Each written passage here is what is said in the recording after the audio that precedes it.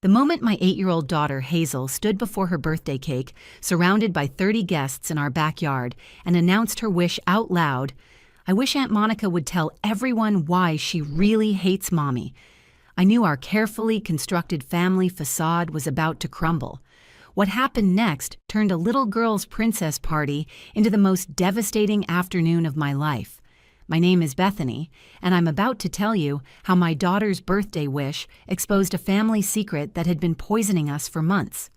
I'm a 35-year-old elementary school nurse, married to Trevor for 12 years, mother to 2 beautiful children.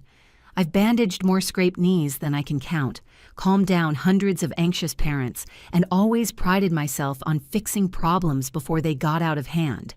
But on that Saturday afternoon in September, standing in my own backyard with purple streamers dancing in the wind and a 3-tiered princess cake melting in the sun, I realized some wounds can't be fixed with band-aids and gentle words.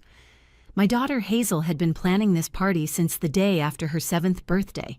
She wanted everything purple and pink, unicorns everywhere, and most importantly, she wanted the whole family there. "Everyone has to come, Mommy," she'd told me weeks earlier while we addressed invitations at our kitchen table. "Even Aunt Monica, even if she's been weird lately. Kids notice everything, even when we think we're protecting them. Monica is my sister-in-law, Trevor's older sister, and for the past 3 months, she'd been waging a cold war against me that had split our family down the middle. She's 38, a successful real estate agent who always showed up to family events in perfectly pressed blazers and designer heels, making me feel underdressed even at casual barbecues. But beneath that polished exterior, Monica had been struggling with something none of us wanted to name. Trevor, my husband, is the kind of man who believes every problem can be solved with patience and good intentions. At 36, he manages a small accounting firm and approaches family drama the same way he handles tax season, methodically, carefully, and with the hope that if we just follow the right steps, everything will work out. He'd been trying to navigate between his sister and me for months, and I could see the exhaustion in his eyes every time Monica's name came up. Then there's Dorothy, my mother-in-law, 62 years old, and the undisputed matriarch of the Morrison family. Dorothy had raised Trevor and Monica alone after their father left when they were young, and she carried that protective fierceness into every family gathering. She commanded respect just by walking into a room, and her approval meant everything to both her children, which is why Monica's recent campaign to turn Dorothy against me had been so effective. My son Colton, 10 years old and wise beyond his years, had been watching.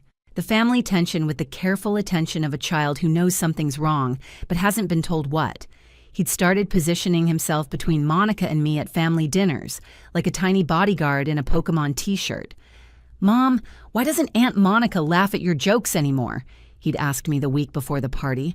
I'd told him adults sometimes go through complicated times, but even I didn't believe my own explanation.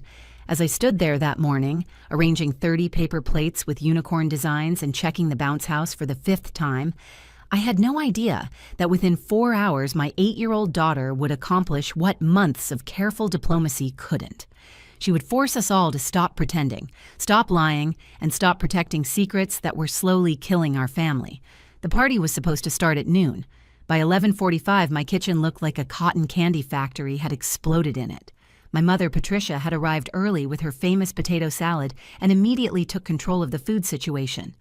"Bethany, sweetheart, you're going to give yourself a heart attack before the first guest arrives," she said, gently moving me away from the oven where I was obsessively checking the pizza rolls. "Let me handle this. You go make sure that bounce house is properly secured. Last thing we need is it flying away with someone's child inside." My mother had been my rock through the Monica situation.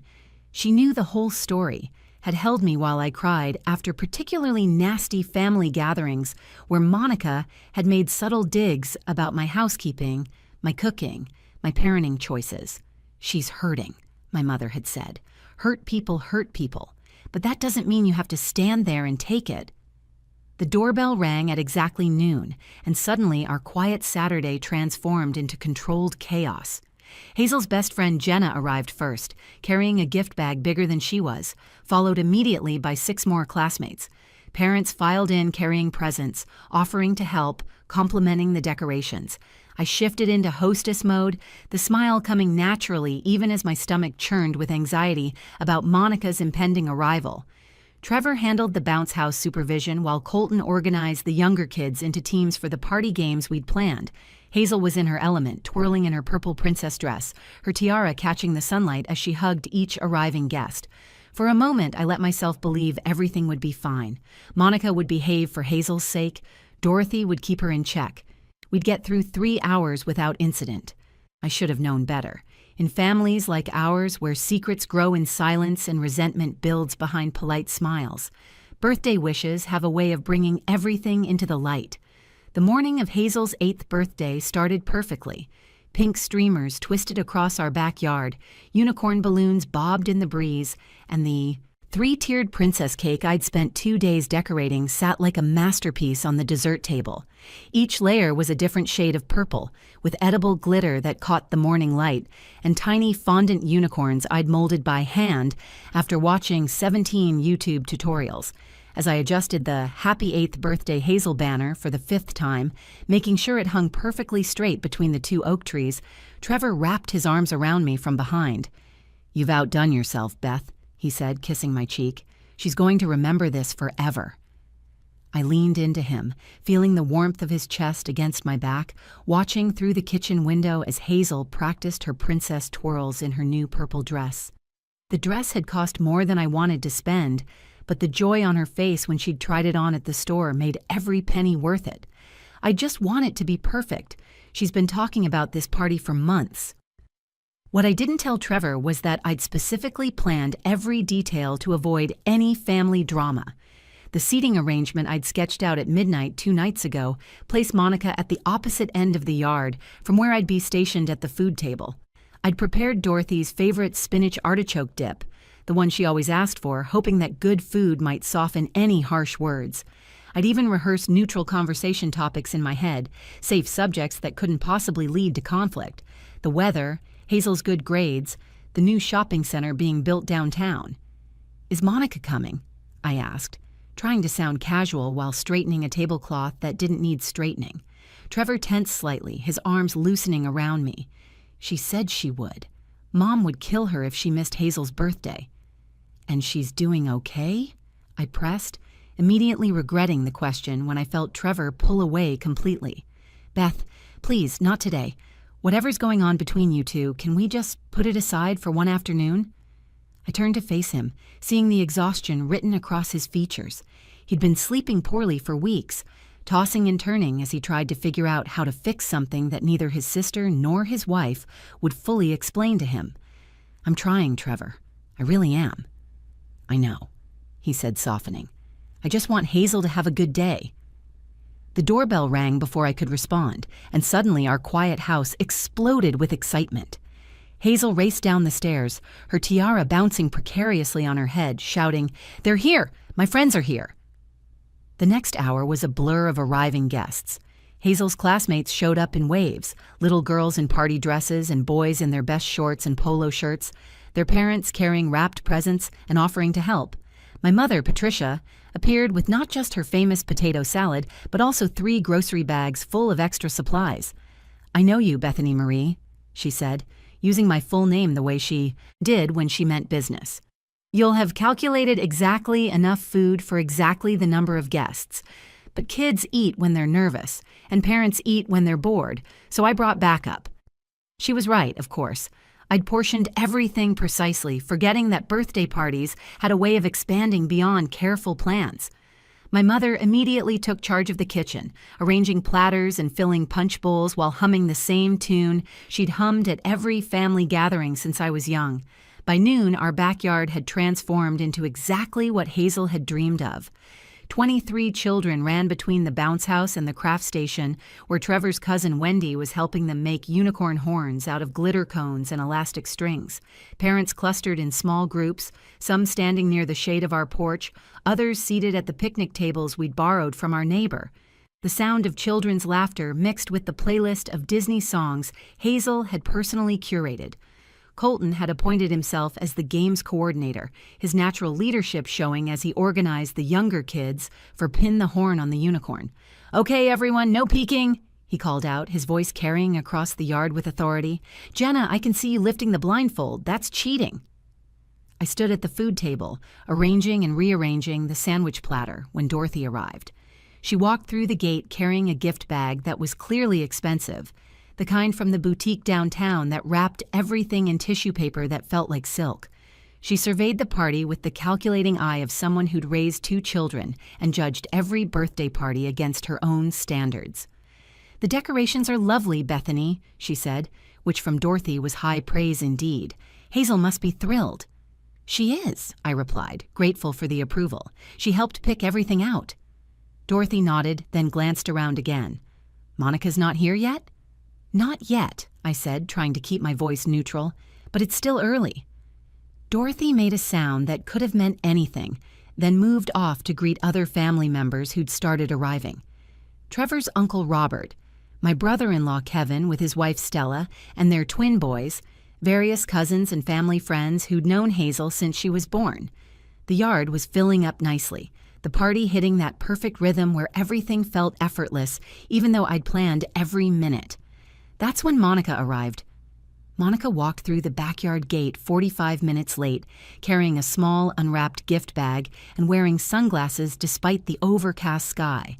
Her hair was perfectly styled in those beachy waves that took an hour to create, but were meant to look effortless, and her sundress was the kind of crisp white that seemed to repel stains and wrinkles through sheer force of will. She bypassed me entirely, not even acknowledging my presence. At the food table, heading straight for Dorothy, who was holding court near the drinks table with a group of elderly relatives. "There's my girl," Dorothy called out, embracing Monica warmly. We were starting to worry. "Traffic was terrible," Monica said, loud enough for everyone to hear. "You'd think people would have better things to do on a Saturday than clog up the roads." I watched them from across the yard, my stomach tightening as Monica whispered something in Dorothy's ear. Dorothy's expression shifted, her smile faltering for just a moment before she caught herself. Her eyes found me through the crowd, and in that look, I saw confusion and something else that made my chest hurt. Whatever Monica had said, it wasn't good. Trevor appeared at my side, carrying a tray of juice boxes from the kitchen. He followed my gaze and sighed. "Maybe I should go talk to them." "No," I said, forcing a smile as one of Hazel's friend's mothers approached. "Let's just get through the party." Mrs. Freeman, Hazel's second-grade teacher, reached for a sandwich while making small talk about the end of the school year. I nodded and responded appropriately, but my attention kept drifting to Monica, who was now making her rounds through the party like a politician working a crowd. She stopped at each group of parents, laughing a little too loudly, gesturing a little too dramatically, and always positioning herself so I could see her, but she never had to look at me. When my friend Valerie complimented the decorations, saying she wished she had my creative eye, Monica's voice cut through from just a few feet away. "Well, Bethany's always been good at making things look perfect on the surface." She said it with a smile, talking to Trevor's cousin Wendy, but the words were meant for me. Wendy looked uncomfortable, glancing between Monica and me. "The kids seem to be having fun," she offered weakly, trying to redirect the conversation. "Oh yes," Monica continued, adjusting her sunglasses. "Children are so innocent. They don't see what adults try to hide." I focused on refilling the chip bowls, my hands shaking slightly as I poured pretzels into a plastic container shaped like a unicorn. Valerie touched my arm gently. "Are you okay?" "Fine," I managed. "Just want everything to be perfect for Hazel." But Monica wasn't done. She moved through the party like a storm cloud, making pointed comments just loud enough for others to hear.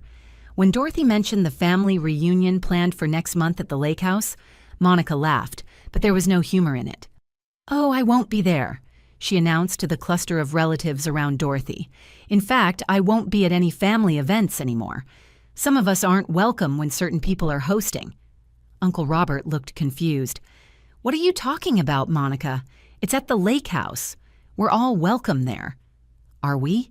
Monica asked, finally looking in my direction. "Or are some of us being discussed behind closed doors, being accused of things, having our reputations destroyed by people we thought we could trust?" The party atmosphere shifted palpably. Parents began to notice the tension, conversations quieting when Monica passed. Children continued playing, oblivious, but the adults exchanged worried glances. I saw Hazel's friend, Emma's mother, whisper something to her husband, both of them looking uncomfortable. Valerie pulled me aside near the cake table. "Bethany, is everything okay? Monica seems upset." "Family stuff," I said weakly, my standard response becoming less believable each time I used it. "You know how it is." But I didn't know how much longer I could hold it together. Monica was circling me like a shark, each comment getting closer to blood. When she told Mrs. Freeman that some people in this family have no problem lying to everyone's faces, the elderly teacher looked so uncomfortable she excused herself to the bathroom. I was arranging the birthday plates around the cake, trying to stay busy, when I heard Monica talking to Kevin and Stella near the bounce house. "It's just sad when people pretend to care about family but really just want to control everyone, making up stories, spreading rumors, turning mothers against their own daughters." That was it, the final straw. I set down the plates harder than necessary, causing several people to look my way. Monica wanted to do this here? At my daughter's birthday party? In front of all these people? I found Trevor inside, refilling ice in the kitchen. He was moving slowly like he was trying to delay going back outside. "You need to talk to your sister," I said, my voice low but urgent. "She's ruining Hazel's party." "What do you want me to do, Beth? Throw her out?" He slammed the ice tray against the counter, frustration finally showing. "That'll make an even bigger scene." "Then what? We just let her destroy our daughter's birthday?" Trevor turned to face me, and I saw how torn he was. His sister, his wife, his daughter's happiness, all pulling him in different directions. "Maybe if you just talked to her, apologized." Apologized? I couldn't believe what I was hearing. For what? For being concerned about her? For trying to help? "I don't know what happened between you two," Trevor said, his voice tired. "Neither of you will tell me the whole truth, but this has to stop." Before I could respond, we heard Dorothy's voice carrying from the yard, sharp with warning. "Monica, perhaps this isn't the time or place." We rushed outside to find Monica standing in the center of the party, all eyes on her. She'd removed her sunglasses finally, and I could see her eyes were bright with unshed tears, or anger, or both. "When is the time, Mom?" Monica demanded. "When Bethany's not around? Because apparently that's never going to happen again. She's made sure of that." The entire party had stopped. The bounce house stood empty, children gathering near their parents. Hazel stood by the cake table in her purple dress, looking small and confused. The fairy tale birthday was crumbling, and Monica stood in the center of the destruction like she'd been waiting for this moment all along. I stepped forward from the kitchen doorway, my heart pounding so hard I could hear it in my ears, but my voice came out steady and calm. "Monica, could we talk inside, please? Privately?" "Oh, now you want to talk?" Monica's voice cracked with emotion. "After 3 months of poisoning everyone against me? After making sure I couldn't show my face at family dinners without feeling like a pariah?" The guests were frozen in place, parents clutching their drinks, children sensing the tension, even if they didn't understand it. I saw Emma's mother cover her daughter's ears. Someone turned off the Disney music playlist, making the silence even more deafening. Hazel stood near the cake table, her purple dress suddenly making her look smaller, more vulnerable, her tiara slightly crooked from all her playing. "Monica," Trevor said firmly, stepping between us. "Not here, not at Hazel's party." But Monica was beyond reasoning. Her carefully styled hair was starting to frizz in the humidity, and her perfect makeup couldn't hide the rage in her eyes. "You know what your wife did, Trevor. She told Mom I was drinking again, told her I showed up drunk to Colton's school play. Complete lies, all of it." My face burned with heat, and I felt every single pair of eyes turn to me. "Monica, you were stumbling. You smelled like wine. You couldn't walk straight. What was I supposed to think?" "I had vertigo," Monica shouted, her voice breaking completely now. "I'd been to the emergency room that morning for severe vertigo. I have the discharge papers in my purse right now. But you didn't ask, did you? You didn't pull me aside and say, 'Hey, Monica, are you feeling okay?' You just assumed the worst and ran to Mom with your concerns." Dorothy stepped between us, her hands raised like a referee. "Girls, please, the children are watching. This is neither the time nor the place." I looked around at the destroyed party atmosphere. Mrs. Freeman was ushering some of the children toward the bounce house, trying to distract them. Several parents were already gathering their things, making excuses about needing to leave early. My mother stood by the food table, her face a mask of concern. Colton had moved protectively closer to his sister, his 10-year-old frame tense with anxiety. That's when I made my decision. I couldn't let Monica's pain, justified or not, ruin the day my daughter had been dreaming about for months. I walked over to Hazel, my heels sinking slightly into the grass, and knelt down beside her. Her big brown eyes were filling with tears she was trying hard not to shed. "Sweetie, how about we do cake now?" I whispered, smoothing down her purple dress. "Would you like that?" Hazel nodded, but her voice was small and worried. "Is Aunt Monica mad at you, Mommy? Did you do something bad?" The question hit me like a physical blow. My 8-year-old daughter was trying to understand why her family was falling apart at her birthday party. "Everything's fine, baby. Sometimes adults have disagreements, but it's nothing for you to worry about. Let's light your candles and make this the special moment you've been waiting for." I stood and announced loudly, channeling every ounce of false cheer I could muster. "Everyone, gather around. It's time for cake." The crowd moved hesitantly toward the dessert table.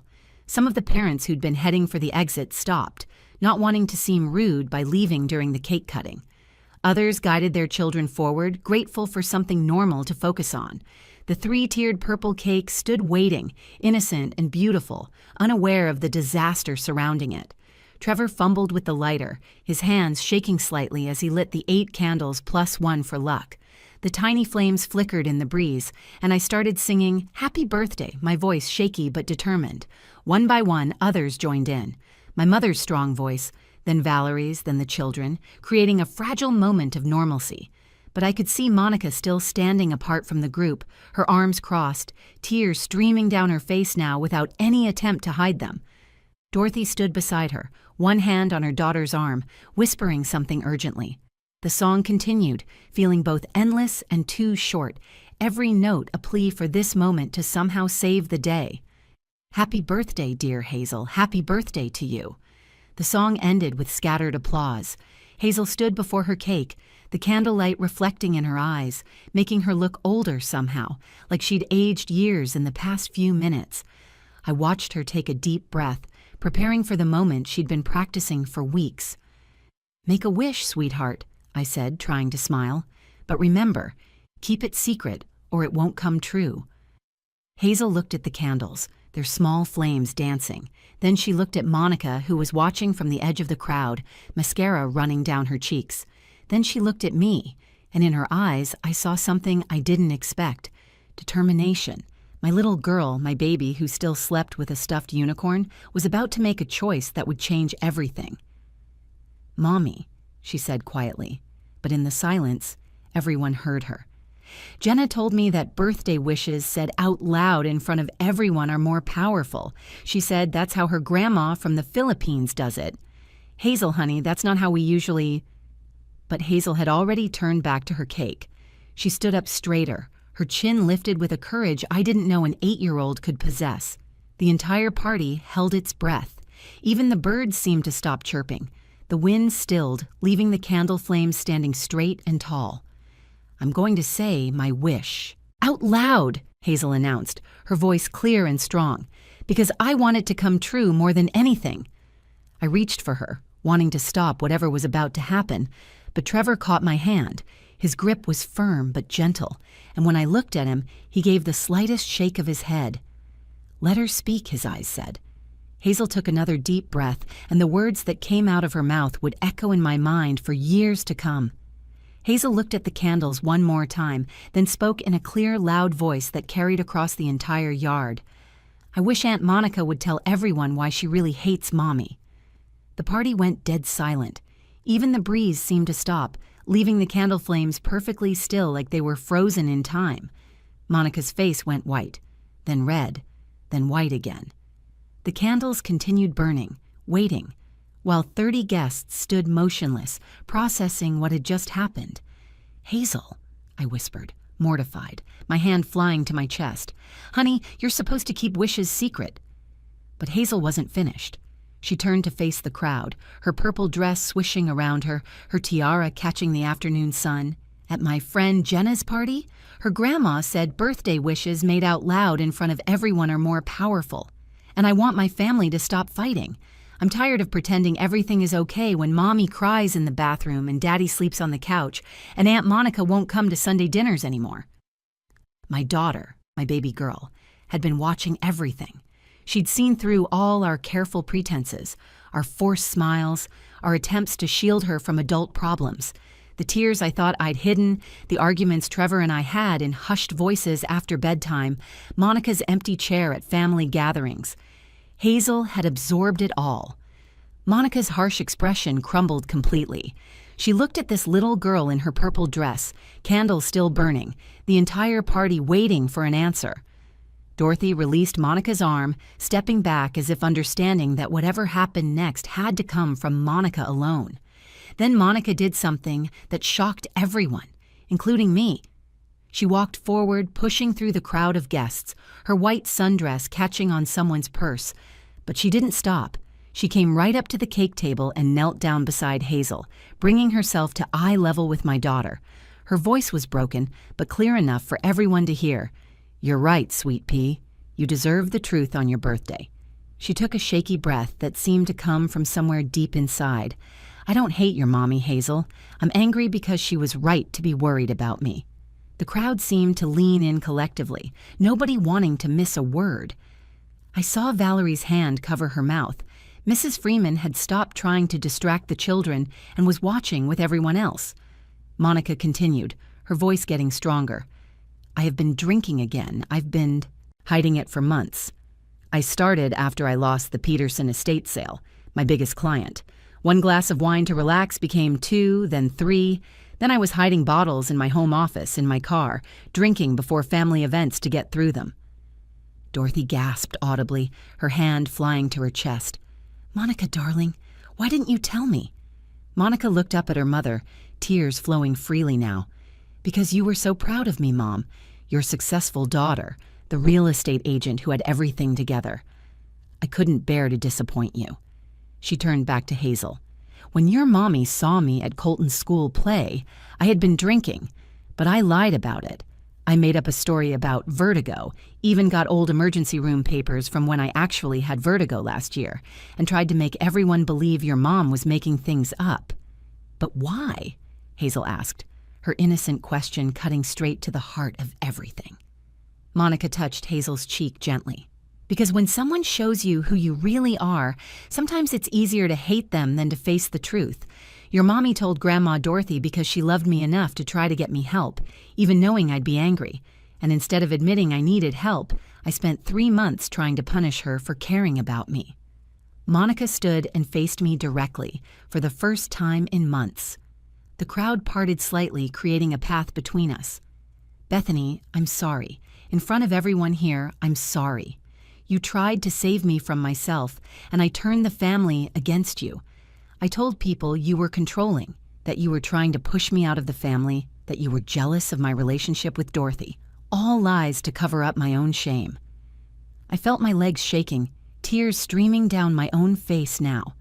"Monica, I never wanted to hurt you. I just saw you struggling and I didn't know what else to do." "I know," Monica said, her voice breaking again. "Deep down, I've always known. That's what made it worse. You did exactly what I would have done if our positions were reversed." Hazel looked between us, then at the candles that were now dripping purple wax onto the white frosting. "The candles are melting," she announced with the urgency only a child could muster at such a moment. "We need to blow them out now, both of you, together." Monica and I looked at each other, really looked at each other for the first time in months. Behind her tears and smudged makeup, I saw my sister-in-law, the woman who had taught Hazel to French braid her hair, who had been at the hospital when Colton was born, who had once been one of my closest friends. "Together?" I asked, extending my hand to her. Monica took it, squeezing tight. "Together." We leaned in on either side of Hazel, who was bouncing with excitement despite the emotional hurricane that had just passed through her party. "Okay, on 3. Hazel commanded. 1, 2, 3. We all blew together, extinguishing every flame in one breath. The yard erupted in applause, not the polite clapping of party guests, but genuine emotional appreciation for what they'd just witnessed. Some people were crying, others were smiling through their tears. Even the children, who didn't fully understand what had happened, seemed to sense that something important had just occurred. Hazel threw her arms around both Monica and me, pulling us into a three-way hug that nearly knocked the cake off the table. "Best birthday wish ever," she declared, her voice muffled by our embrace. "Now can we eat cake? I'm starving." The tension broke with laughter. Real laughter for the first time all afternoon. Trevor appeared with a knife to cut the cake, his eyes red but relieved. Dorothy joined us, wrapping her arms around Monica from behind, whispering something that made Monica cry harder, but also nod with what looked like hope. As I served the first piece to Hazel, she looked up at me with those wise brown eyes and said, "Mommy, sometimes the truth is the best present, isn't it?" I kissed the top of her head, breathing in the strawberry scent of her shampoo. "Yes, baby. Sometimes it really is." The rest of the party took on an almost magical quality. Monica stayed, really stayed, not just physically present, but emotionally engaged. She helped serve cake, getting frosting on her perfect white dress and laughing about it. She played freeze dance with the kids, kicked off her designer heels to jump in the bounce house, and even let Hazel paint a unicorn on her face at the craft station. The woman who had walked in like a storm cloud transformed back into the Aunt Monica my children had always adored. As parents started gathering their children for departure, something unexpected happened. Mrs. Freeman approached Monica and quietly pressed a business card into her hand. "My brother runs a recovery program downtown," she said softly. "It's discreet, effective, and they take insurance, just in case you want to talk to someone."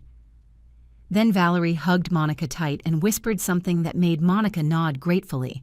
One by one, people who had witnessed the confrontation offered support instead of judgment. It was as if Hazel's innocent wish had given everyone permission to drop their own masks and respond with genuine compassion. Later, as Trevor and I cleaned up purple streamers and deflated balloons, Monica approached me, holding a garbage bag, helping without being asked. "Can I tell you something?" she said, tying up a full bag. The vertigo story wasn't completely made up. I did go to the emergency room months ago with vertigo, but it was from withdrawal. I'd been trying to quit on my own, going cold turkey, and it wasn't working. When you told Mom about the school play incident, I panicked. I thought if I could discredit you, no one would believe you about my drinking. "Why didn't you just tell me you were trying to quit?" I asked, feeling the weight of all those months of animosity. Because admitting I was trying to quit meant admitting I had a problem in the first place, Monica said, and I wasn't ready for that. It's easier to paint someone else as the villain than to admit you're fighting demons no one else can see. 2 weeks later, Monica checked herself into a treatment program. Dorothy drove her there, with Trevor and me following behind in our car. As we sat in the facility's family meeting room, surrounded by cheerful posters about recovery and hope, Monica looked at each of us with clear eyes. "Hazel saved us all, didn't she?" Monica said, managing a small smile. An 8-year-old had more courage than any of us adults. She saw through all our pretending and just asked for the truth. She was right. Hazel's innocent wish had cut through months of lies, resentment, and pain in a way no confrontation could have achieved. Sometimes it takes a child's pure honesty to remind adults what really matters. We'd been so busy protecting our pride, maintaining appearances, and avoiding difficult conversations that we'd almost destroyed our family in the process. Monica's been sober for 6 months now. She comes to every family event, and she's rebuilding her real estate business with a new sense of purpose. Last week, she pulled me aside at Colton's baseball game while we watched him strike out his 3rd batter in a row. "Remember when I said you were good at making things look perfect on the surface?" she asked, adjusting her sunglasses against the bright field lights. I nodded, the old hurt still tender enough to feel when prodded.